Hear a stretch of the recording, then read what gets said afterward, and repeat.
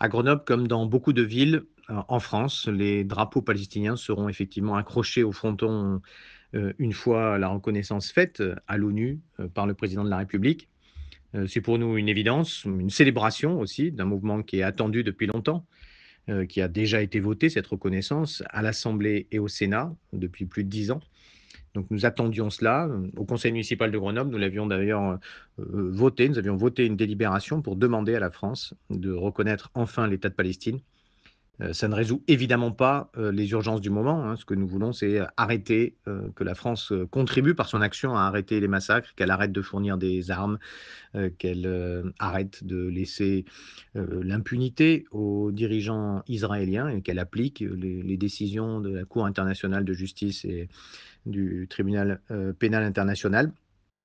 Mais ce symbole est fort et les gens ont envie aussi de se rassembler pour dire à quel point la situation en Palestine, que ce soit à Gaza, mais aussi en Cisjordanie, nous avons beaucoup de liens, nous touche aujourd'hui et nous semble insupportable.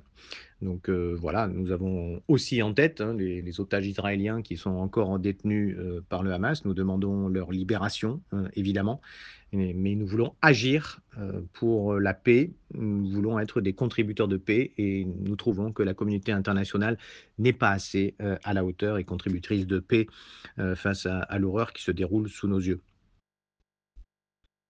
Le ministre de l'Intérieur a essayé, il est démissionnaire d'abord, hein, il faut le rappeler. Il essaye cette politique de silenciation que l'on a vu beaucoup en France, qui n'est pas le cas partout. On le voit en Espagne où il y a une forte mobilisation à la fois du gouvernement et de la population civile. Bon, voilà, il est ministre démissionnaire, mais ses arguments pour essayer d'empêcher que les mairies arborent ces drapeaux palestiniens après la reconnaissance de l'État de Palestine, ces arguments sont totalement fallacieux. Et donc, je crois que pas grand monde n'en tiendra compte dans les prochains jours.